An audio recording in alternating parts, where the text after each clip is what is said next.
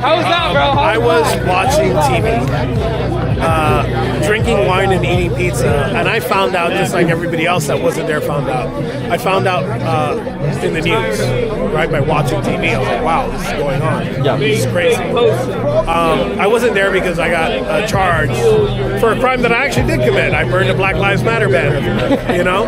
Fine, I pled guilty to that, but I wasn't going to plead guilty to something. I'm sitting here as a pardoned man. If I actually did what they said I did, I could say it right now and face no consequences. And nothing would bring me more joy, actually, to say, yes, I did it. Yeah. But I'd be lying to you if I did that. You know, I believe in law and order. I believe in justice. But what we saw with 1,600 individuals wasn't justice. You know, and this all started... I just said this to somebody. This all started on September 9th of 2016. Hillary Clinton called us a basket of deplorables. You know, that was to insult us. Well, that didn't work. So they took our social media, they took our voices. I'm about to be out here every weekend. I'm gonna later in 2017. That didn't work. So they're like, okay, well, let's go after their financial platforms. Let's take them off the banking system, PayPal, Cash App. I'm still banned on all of those. That didn't work because we don't care about money. Then they lock us down. And then they let Antifa and BLM burn cities down. And that's not an exaggeration. That's what was happening for an entire summer. And then they steal an election. And then they have the audacity to say that the reason why people went into the Capitol that day because they were angry was because Trump told them to. He didn't tell them to do that. You know, we were angry because of everything that was going on.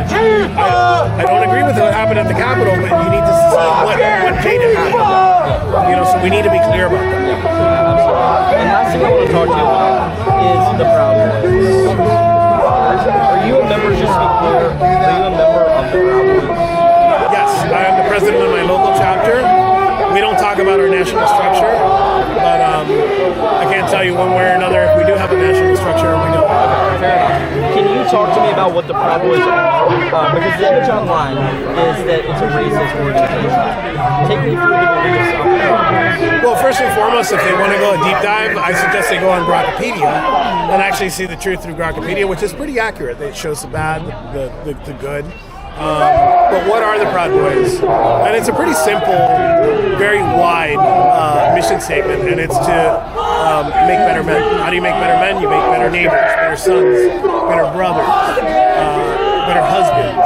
And, you know, if you had another Proud Boy here, they'd probably tell you what that mission statement is and how to achieve that goal. And I'd probably be different because if you had a focus group like a pro-life group, you know, that's their lane. With us, we just make money. We're not a political group. We're definitely not a political group. We don't care. We don't ask you what your political standing is. We ask you that if you believe in Western civilization, if you want to save the West, and it's crazy, it's 2025 and we got to say this, but you got to be born to One of the two. So, and we'll welcome you as a brother. And, you know, I'd say I just disagree with the left. That's 2016 to me talking. Right now, you got two radically different views of America that are incompatible. And the most moderate of us, and the person that sat in a chair with a microphone, an empty chair in front of them, that wanted to have these conversations,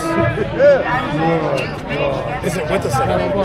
You know, and I took it. I've never met you. But I took it. I took it really hard. You know, and I'm like, okay, this is going to bring the country together. But we saw the opposite of that. You know, we saw calls for violence. We saw celebration, which is your First Amendment right to do that. You know, but is that America? Is that the America you want? You never get out. And the answer is no. No matter what side you're on, that's not the America that we live in. So I can't pretend to tell you that I know the solutions for the future, but I could tell you what the problem is. Yeah. All right. Hey, thank you so much. Thank you so much. Great talking to you. I appreciate you.